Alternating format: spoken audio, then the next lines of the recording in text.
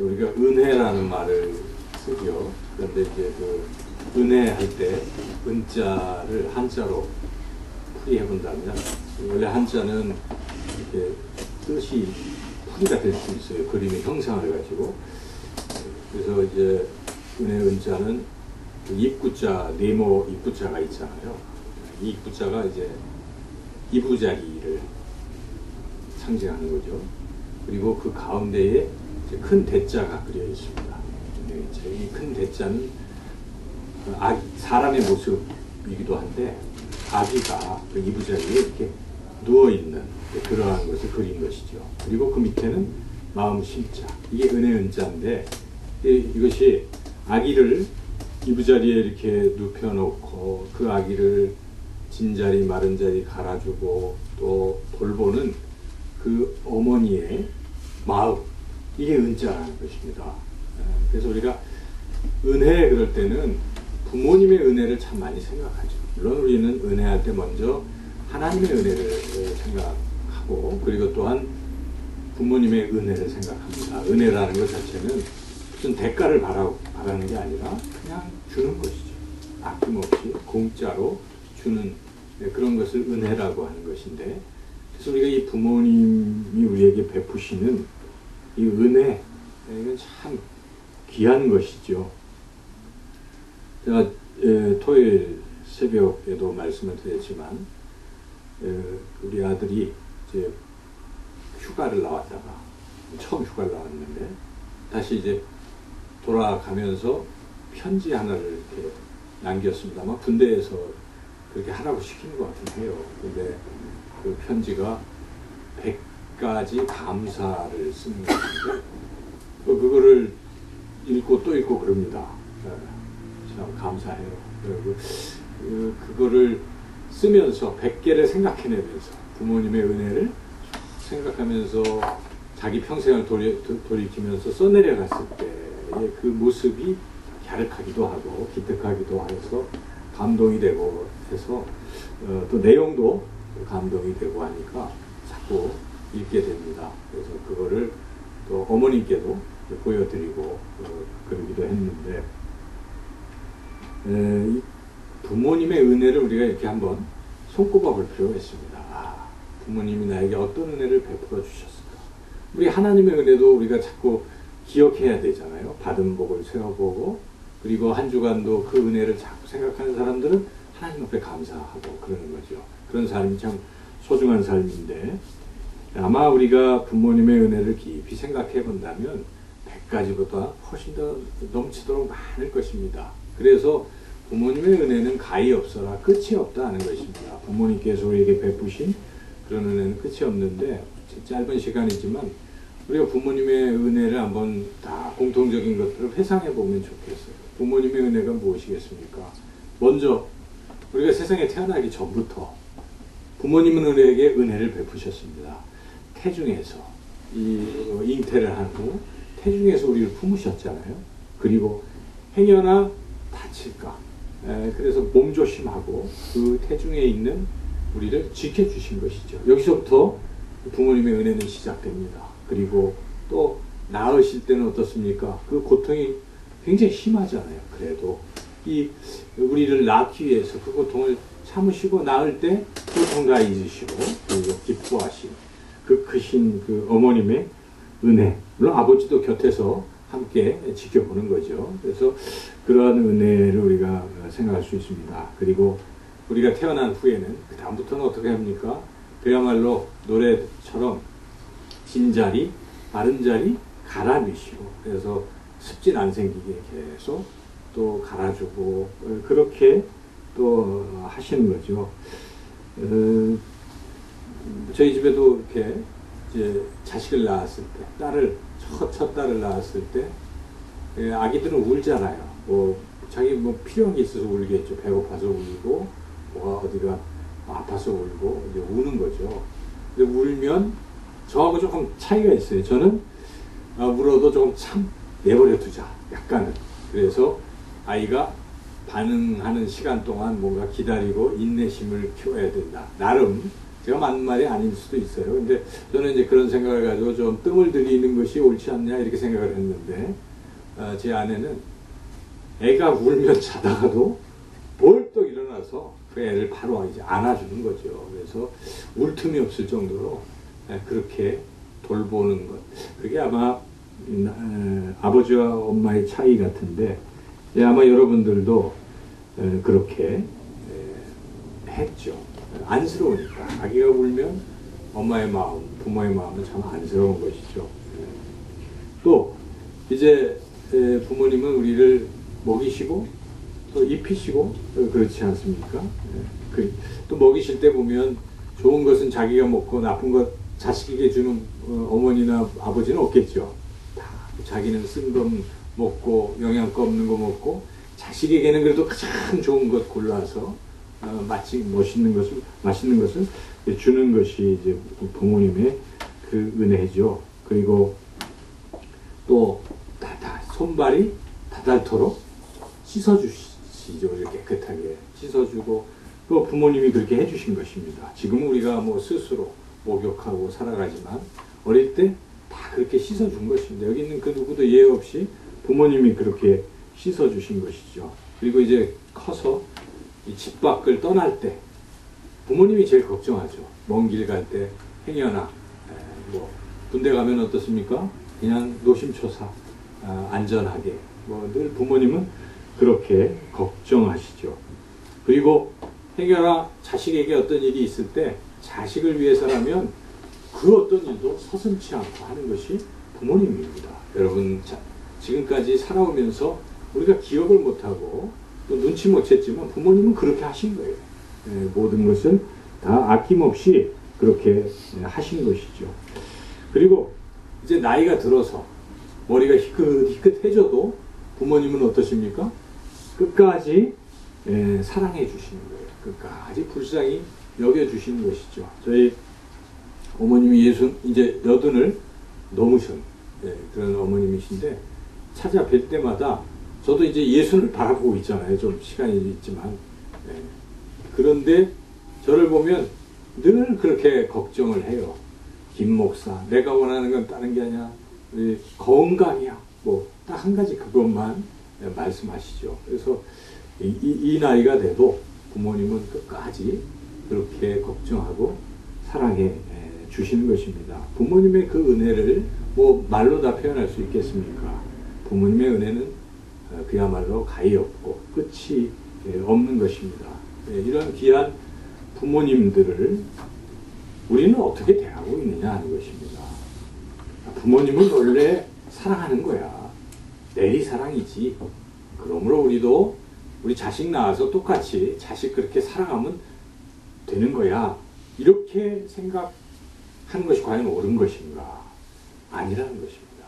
오늘 하나님께서 주시는 말씀은 자녀도 부모님께 뭘 해야 된다는 것입니다. 부모님은 끝없이 우리를 사랑하시는데 자녀들도 마땅히 그 부모님께 뭔가를 해야 되는 것입니다. 그저 사랑만 받는 것으로 끝나서는 안 된다는 것입니다. 자녀가 부모님을 어떻게 대해야 하는가? 오늘 하나님께서 주시는 말씀이 그 말씀입니다. 하나님께서는 자녀가 부모님을 어떻게 대하라고 말씀하십니까? 크게 두 가지인데, 첫째는 주 안에서 부모님께 순종하라 명령하십니다. 오늘 이 말씀의 1절 말씀만 우리 같이 한번 다시 읽어보겠습니다. 자녀들아, 주 안에서 너희 부모에게 순종하라. 이것이 옳으니라. 하나님께서 바울을 통해서 말씀하시는 거예요. 자녀들은 마땅히 어떻게 됩니까? 부모님께 순종하라는 것입니다. 순종이 첫째 나오는 이야기입니다. 우리가 부모님을 대할 때 순종하라는 것입니다. 순종의 뜻이 무엇입니까? 순종의 뜻은 헬라어로 휘파후, 그래서 휘포와 아쿠 두 개가 합성된 헬라어인데, 휘포라는 것은 뭐 영어로 말하면 언더 같은 언더, 뭐 밑에. 그 다음에 아쿠어는 듣는 겁니다. 듣는 거. 그러니까 들을 때 위에서 들을 수도 있고, 똑같은 위치에서 들을 수도 있고, 밑에서 들을 수도 있겠죠. 밑에서 듣는 게 순종이라는 것입니다. 원뜻이. 그러므로 우리가 마치 이 종이 주인의 이야기를 들을 때 어떻게 합니까? 뻣뻣하게 듣지 않죠. 바짝 엎드려서 예, 말씀하소서 주인님, 그러지 않습니까? 자녀가 부모님 말씀을 들을 때도 그렇게 들으라는 것입니다. 그리고 듣고 하인이 주인의 말을 거역합니까? 반드시 그 들은 말씀대로 그냥 실천하는 것입니다. 이것을 순종이라고 하는 것입니다. 순종의 첫 번째 단계가 뭐겠습니까? 첫째는 잘 듣는 것입니다. 여러분, 자녀들은 부모님의 말씀을 잘 들어야 돼요. 근데 부모님이 뭐 말씀을 좀 발음이 좀 그럴 수도 있고 음성이 작을 수도 있겠지요. 그럴 때 만약 자녀가 아이고 못 알아듣겠어요, 다시 말해보세요 뭐 하면서 큰 소리로 자꾸 뭐라고요? 이런 식으로 자꾸 부모님의 말씀에 그렇게 반응하면 되겠습니까? 어떻게 해야 되겠습니까? 부모님 말씀이 좀 작거나 못 알아들으면 여러분 어떻게 해야 되겠어요? 바싹 다가가야 돼요. 입가로 다가가서 귀를 거기다 대야 돼요. 그래서 죄송한데 한 번만 더 말씀해 주세요 하고 들어야죠. 안 들린다고 부모님을 그렇게 대하면 안 되겠죠. 그래서 우리는 부모님 말씀 잘 듣는 훈련부터 잘 해야 된다는 것입니다. 잠언 말씀에도 이렇게 이런 말씀이 있어요. 내 아들아, 네 아비의 훈계를 들으며 내 아들아, 내 명철에 내 귀를 기울여서, 이렇게 부모님 말씀에는 귀를 기울이고 잘 들어야 한다는 것입니다. 여러분, 부모님 말씀을 어떻게 잘 듣고 계십니까? 부모님 말씀하시는 것을 잘 귀담아 듣고 있느냐 하는 것입니다. 그 다음에 순종의 두 번째 단계는 무엇이겠습니까? 일단 들은 것을 한 귀로 듣고 한 귀로 흘려보내면 되겠습니까? 마음에 담아야 되는 것입니다. 들을 때 가슴에 담아야 되는, 머리에 담고 가슴에 담아 두어야 되는 것이지 듣고 흘려보내면 안 된다 하는 것입니다. 그래서 순종의 두 번째 단계는 들은 말씀을 이렇게 마음에 새기는 일인데, 잠언에 이렇게 나와 있습니다. 내 아들아, 내 아비의 명령을 항상 네 마음에 새겨 네 목에 매라. 말씀을 탁 메고 늘 기억하라는 것입니다. 여러분, 제가 외람된 질문 한 가지 드려보겠습니다. 여러분, 부모님 지금 살아계신 분들 계실 텐데, 부모님이 가장 최근에 나에게 주신 말씀이 무엇입니까? 제가 딱 지적하면 당황할 분도 있을지 모르겠어요. 무슨 말씀하셨지? 최근에? 기억하십니까? 기억 못한다는 것은 무엇입니까? 부모님 말씀을 잘 담아두지 않는다는 것입니다. 부모님 마지막으로 하신 말씀이 있을 거 아닙니까? 또 여러분이 부모님이 세상을 떠나셨으면 세상 떠나시면서 마지막으로 내게 남기신 유언은 무엇인가? 그것조차 기억을 못한다면 우리는 부모님의 그런 말씀을 잘 담아두지 않는 사람이라는 것입니다. 성경은 부모님의 말씀은 항상 마음에 새기고 목에 매달라라고 그렇게 말씀하시는 것입니다. 우리가 부모님 말씀은 항상 기억하는.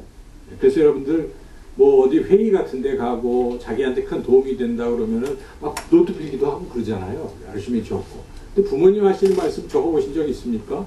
적으셔야 돼요. 부모님 하신 말씀도 적고, 적는 정도가 아니라 이것을 가슴에 기억할 수 있어야 됩니다. 그래서 세 번째는, 순종의 세 번째 단계는 무엇이겠습니까? 마음에 새긴 것을 이제는 실천해야 됩니다. 실천 안 하고 그냥 담아두기만 하면 또 아무 소용이 없겠죠. 잠언 말씀이라는 게 참 그런 걸 다 기록하고 있는데, 잠언 8장 32절에 이렇게 말씀하고 있습니다. 아들들아, 이제 내게 들으라. 내 도를 지키는 자가 복이 있느니라. 들으라. 듣는 것으로 끝나는 게 아니라 지키는 자가 복이 있다는 것입니다. 여러분, 말씀을 들으면 실천하는 자가 복이 있는 것입니다. 하나님의 말씀 똑같은 것 아니겠습니까? 하나님의 말씀 여러분 듣고 그냥 흘려버린다면 무슨 소용이 있겠습니까? 들은 대로 그걸 자꾸 실천하는 사람이 복이 있는 것입니다. 그래서 예수님께서도 산상수훈에 말씀하시잖아요. 반석 위에 세운 집과 모래 위에 세운 집의 차이를 뭘로 둡니까? 모래 위에 세운 집은 말씀을 들을 때는 잘 듣습니다. 근데 실천을 안 해요.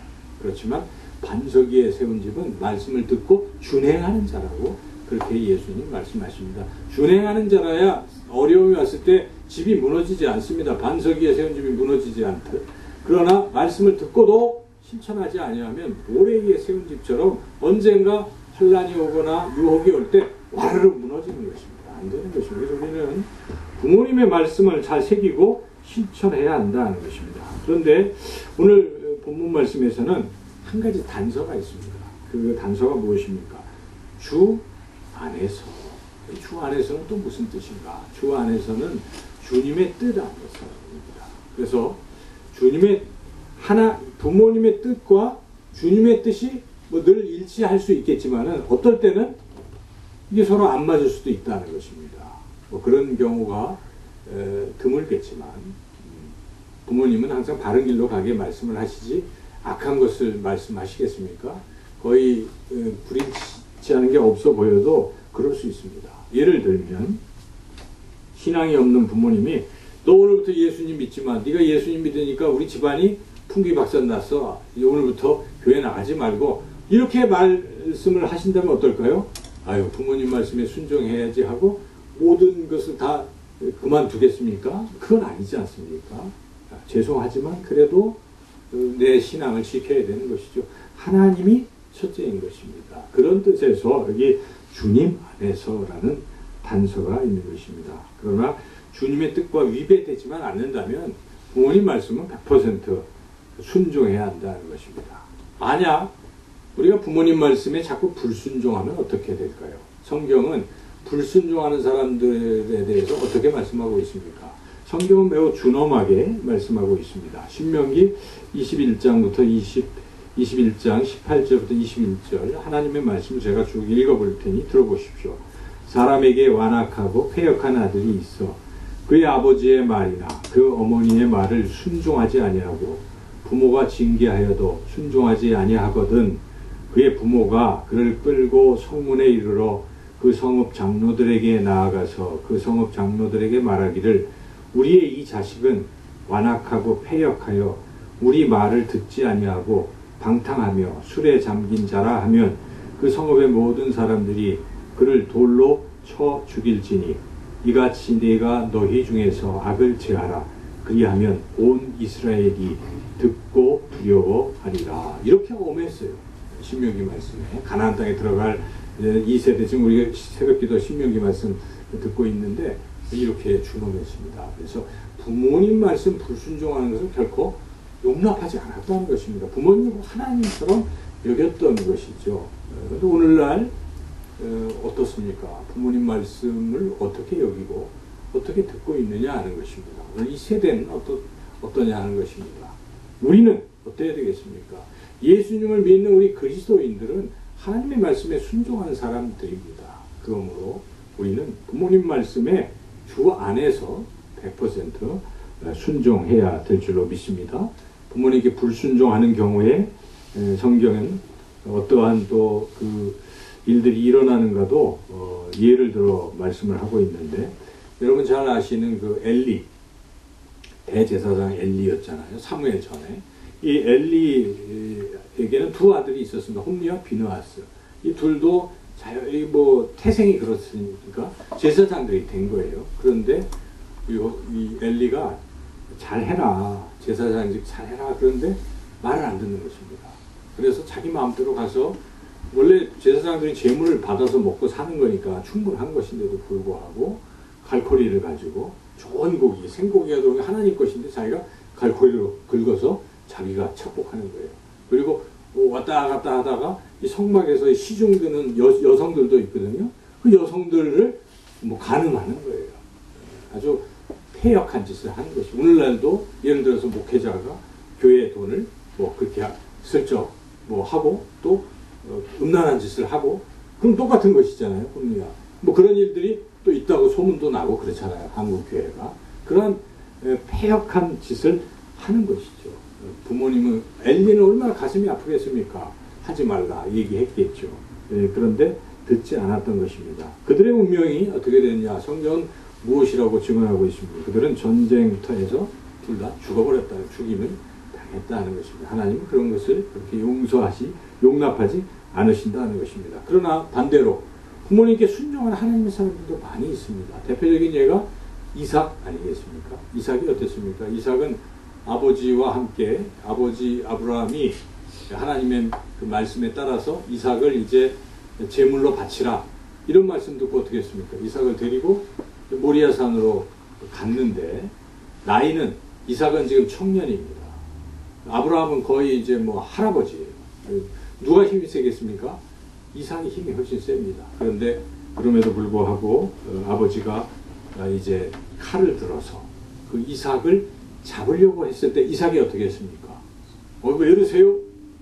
힘도 세니까 제압할 수 있겠죠. 그냥 가버릴 수도 있을 것입니다. 그러나 손에 다 묶이고 제물로 죽임 당할 준비를 하고 있는 것입니다. 그게 이삭의 순종입니다. 그런 이삭을 하나님께서 믿음의 그러한 조상으로 세워 주신 것입니다. 순종하는 자를 하나님이 기뻐하십니다. 우리 예수님이 대표적으로 순종하신 분 아니겠습니까? 예수님은 십자가에서 아버지 하나님의 그 말씀에 순종해서 겟세마네 동산에서 기도하시면서 결국 십자가에서 그렇게 어린 양같이 순한 양처럼 순종하며 죽기까지 순종하신 것이 우리 예수님입니다. 그러므로 우리는 이 부모님께 순종해야 한다.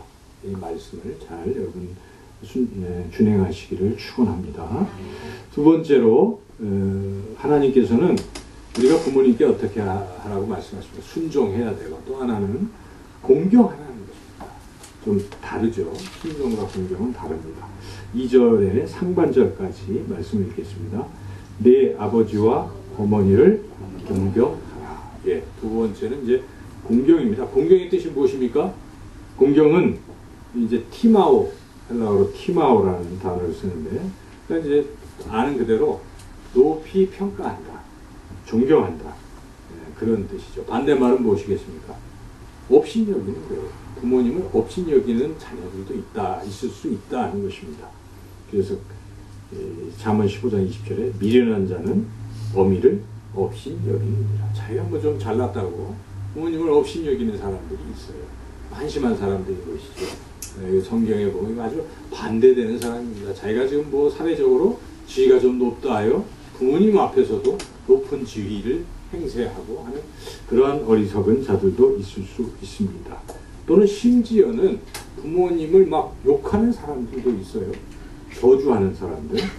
성경은 그런 사람들에 대해서 뭐라고 말씀합니까? 레위기 20장 9절에 만일 누구든지 자기의 아버지나 어머니를 저주하는 자는 반드시 죽일지니 그가 자기의 아버지나 어머니를 저주하였은즉 그의 피가 자기에게로 돌아가리라. 이와 같이 부모님을 공경하지 아니하는 것도 하나님 싫어하십니다. 그래서 부모님을 무시하고 경홀히 여기고 심지어 저주하고 욕하는 자들을 죽이라고까지 하나님 말씀하십니다. 이것이 성경의 말씀입니다. 그 부모님을 업신여기다가 낭패를 본 사람이 있죠. 노아의 마지막 아들이죠. 함은 이제 노아도 잘못하긴 했지만 그래도 부모님이잖아요. 부모님이 술 한잔하고 포도주를 마시고 취했어요. 뭐 했습니까? 취하니까 그냥 옷도 다 벗어버리고 그냥 주무신 거예요. 그때 이 함이 발견했어요. 발견하면 빨리 눈을 돌리고 뭔 조치를 취하고 빨리 덮어드리고 해야 되는데 무슨 큰 좋은 거 본 것처럼 막 형들한테 가서 야 아버지가 뭐 술 먹고 뭐 이래가지고 이래 하고 막 그걸 떠벌리고 다닌 거예요. 그때 이 야벳과 셈은 지혜롭잖아요. 큰아들 셈과 야벳은 어떻게 했습니까? 그 옷을 하나 가지고 뒤로 돌아간 거예요. 뒤로 안 보고 아버지의 그 벌거벗은 모습 안 보고 수치를 안 보고 덮어 드리고 나갔다는 거죠. 어떻게 됐습니까?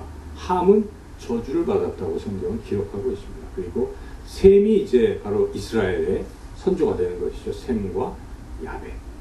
그렇게 축복을 받게 되었다라고 성경은 분명하게 기록하고 있습니다. 그러므로 우리는 부모님 말씀에 순종해야 될 뿐만 아니라 부모님을 항상 높여드려야 돼요. 부모님을 공경해야 돼요. 여러분 부모님 뵐 때는 하나님처럼 생각하시고 높여드려야 된다 하는 것입니다. 어떻게 하면 부모님을 높여드리겠습니까? 가장 중요한 것은 존댓말부터 사용해야 한다는 것입니다. 경험했어요. 부모님께 말씀드릴 땐 그러셨습니까? 네, 네, 이렇게 공손하게 그렇게 해야지. 부모님의 반말을 하고 뭐 이러면 이거는 이미 공경하고는 거리가 먼 것입니다. 자기 인생에서 부모님께 반말하는 사람은 공경하는 건 아닙니다. 그렇죠? 뭐 친해서 그렇다 변명이 될 수가 없습니다. 부모님께는 무조건 존대해야 됩니다. 이것은 성경적인 거예요. 그래서 여러분들이 자녀들을 교육시킬 때도 다른 것보다도 존댓말을 가르쳐야 되는 것입니다. 항상 본인 스스로 자식을 사랑한다고 해서 자식이 반말을 하는데도 내버려 두는 것은 자식을 망치는 길이에요. 그럴 때는 교정을 해줘야 돼요. 어릴 때부터 존댓말해라. 그게 하나님 너를 축복하시는 길이야. 존대해야 돼. 하고 요자 붙여. 이렇게 자꾸 얘기를 해서 존대하게 만들어줘야 돼요. 첫째는 경어를 써야 된다는 것입니다. 공자 선생은 이런 말까지 했습니다. 부모를 봉양, 아무리 뭐 산의 진미로 부모님 맛있는 거 다 사다 드린다고 할지라도 부모님을 공대하지 아니하면 짐승만도 못하다. 뭐 그렇게 얘기를 했습니다. 그 이유는 집에서 자기 애완용 개도 잘 먹이거든요. 그게 그렇게 물론 중요하겠지만 부모님께 뭐 돈 용돈 드리고 다 해주는데 부모님께 불손하게 대한다면 뭐 자기 집에 그 애완용 키우는 거하고 무슨 차이냐. 홍자 선생이 이렇게 하신 말씀입니다. 우리가 부모님은 반드시 존대하고 공경해야 한다는 것입니다. 그리고 부모님을 공경한다는 것은요, 부모님 앞에서의 표정이 공손해야 되는 것뿐만 아니라 밝은 표정이 되어야 됩니다. 항상 부모님 앞에서 우울한 표정, 짜증내는 표정, 이런 표정은 부모님을 공경하는 게 아니잖아요. 그러니까 항상 부모님 앞에서는 기쁜 모습과 또 공손한 모습, 밝은 모습, 걱정을 끼쳐드리지 않도록 맑은 모습, 이런 모습이 부모님을 공경하는 모습입니다. 또 중요한 것은 외출할 때는 반드시 부모님의 허락을 받으라는 것입니다. 나 어디를 가려고 하는데요? 하고 허락을 받아야 되는 것이죠. 그리고 돌아오면 반드시 얼굴을 뵈야 되는 것입니다. 얼굴을 제가 돌아왔습니다. 플러스 부모님은 괜찮으신가? 지금 어디 아프신 데는 없는가? 하고 얼굴을 봐야 된다는 것입니다. 이것은 공자의 그때부터 유교에서 얘기에 나오는 그런 말씀인데, 거기에 보면은 출필곡 반필면 이런 말이 있죠. 나갈 때는 필히 허락을 청하라. 곡자는 허락을 청한다 이런 뜻이죠. 내가 나가는 거 어디로 나가는데 허락해 주세요 이렇게 하라는 것입니다. 그리고 반필면은 돌아올 때는 반드시 얼굴 면해서 부모님의 안부를 살피고 또 자신이 왔다 하는 것을 알려야 되죠. 부모님은요, 자녀가 어디 나가면요 그때부터 걱정이에요. 여러분 그렇죠? 어딜 가도 아무리 커도 자녀가 집을 나가면 혹시 어디 아프지는 않을까, 어떤 다치지는 않을까 등등 걱정 속에 부모님이 있는 거기 때문에 부모님께 효도를 한다는 게 다른 게 아닙니다. 이걸 지켜야 되는 것입니다. 출필고 반필면, 여러분 이것은 꼭 이것이 부모님을 공경하는 것이다 하는 것입니다. 그 외에도 부모님 공경하는 것 여러 가지 있겠죠. 거짓말로 속이면 안 되는 것입니다. 또 원망, 또 허물을 말하는 것도 부모님을 공경하는 게 아닙니다. 원망하는 사람도 있어요. 내를 이렇게 낳아서 내가 요 모양 요 꼴이고 나는 흙수저고 뭐 등 이렇게 부모님을 원망할 수도 있잖아요. 근데 그러면 안 돼요. 낳아주신 것만 해도 은혜 아니겠습니까? 안 낳아주셨으면 내가 흙수저일지라도 사랑할 수가 없잖아요. 이미 존재할 수 없습니다. 나를 존재하게 했다는 것만으로도 부모님은 위대하신 것입니다. 부모님은 저를 낳아주셔서 높여야 되는 것이. 그리고 세상 사람들 앞에서 부모님을 높여야 됩니다. 어떤 사람들은 세상 앞에서 부모님이 직업이 뭐 환경미화원이라고 그래서 숨고 뭐 이런 사람들도 어리석은 사람들이 있잖아요. 그런데 어떤 옛날 얘기를 보니까 그 서울대학교 그 학생이 부모님이 환경미화원인데 그걸 떳떳하게 같이 그 리어카를 내고 그랬다는 얘기, 우리 훈훈한 얘기 언젠가 들었잖아요. 적어도 그런 것은 부모님이 나를 위해서 환경미화원 했고 그게 얼마나 감사한 일이에요. 나를 위해서. 부모님이 어떤 직업을 갖고 어떤 일을 하든지 그것이 부끄러운 일이 아닌 것이죠. 부모님은 항상 위대하신 분, 이래야 된다는 것입니다. 잘 아시는 아브라함 링컨이 어땠습니까? 대통령이 딱 됐어요. 그랬더니 반대파에 있는 자들이 아브라함 이 구두 좀 봐. 이거 당신 아버지가 나 닦아준 거야. 그 아버지가 구두 수성공이거든요. 그때 아브라함이 뭐라고 했습니까? 얼굴이 붉어지고 부끄러워했습니까? 아닙니다. 그래요? 저도 아버지한테 구두 닦는 기술 배웠는데 언제든지 가져오세요. 제가 닦아드릴게요. 그랬다는 거 아니겠습니까? 아버지를 그렇게 기쁘게 생각하는 것입니다. 당당하게 여기는 것. 그것이 중요한 것입니다. 여러분, 부모님이 무슨 일을 하시든 무슨 직업을 갖든 부모님을 항상 위대한 분으로, 가장 존경하는 분이요, 내 인생에서는 가장 귀한 분으로 여길 줄 아는 그런 사람들이 부모님을 공경한다고 말하는 것입니다. 그리고 자신이 똑바로 살아야 됩니다. 내가 잘못 살면 세상에 욕을 먹고 감옥에 가고 그러면 누구 욕을 먹입니까? 부모님 욕 먹이는 것입니다. 저 자식은, 저 부모는 참 어떻게 길러서 제가 저래, 이렇게 얘기하니까 부모님의 명예를 떨어뜨리는 것이죠. 그러므로 우리가 그렇게 살아야 됩니다. 물론 하나님도 마찬가지예요. 우리 크리스찬들이 우리가 거룩하게 살지 못하면 그때마다 세상 사람들은 누굴 욕합니까? 저 사람 하나님 믿는 사람인데 욕하는 것입니다. 부모님 공경을 우리가 그렇게 해야 한다는 것입니다. 오늘 이 말씀을 통해서 우리가 부모님 말씀에 순종하고 공경하는 것이 하나님에게 원하시다는 것을 반드시 깨닫고, 부모님께 불순종하고 또 부모님을 공경하지 아니하는 자는 하나님이 싫어하십니다. 그래서 성경은 큰 징계를 내린다고까지 말씀하고 있죠. 이 두 가지를 합쳐서 잠언 30장 17절에 이렇게 증언해주고 있습니다. 아비를 조롱하며 어미 순종하기를 싫어하는 자의 눈은 골짜기의 까마귀에게 쪼이고 독수리 새끼에게 먹히리라. 그러니까 조롱하는 것, 공경하지 않는 것입니다. 순종하지 않는 것, 그것 무엇입니까? 순종하기 싫어하는 것, 불순종입니다. 두 가지에 대해서 하나님이 징계하신다. 그러나 반대로 부모님 말씀에 순종하고 부모님을 공경하는 자를 하나님 기뻐하시고 그에게는 무한한 복을 내려주시겠다 하시는 것입니다. 오늘 마지막 2절 하반절부터 3절까지 말씀을 우리가 다 같이 함께 읽겠습니다. 이것은 약속이 있는 첫 계명이니 이로써 네가 잘되고 땅에서 장수하리라. 부모님 말씀에 순종하고 부모를 공경하는 사람을 하나님께서 어떻게 하시겠다는 것입니까? 하는 일 다 잘되게 그 길을 시온의 대로로 활짝 열어주신다는 것입니다.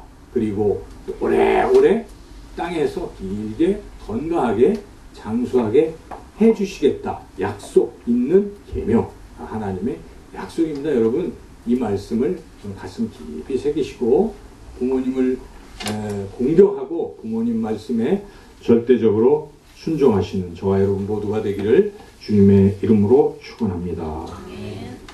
하나님 감사합니다.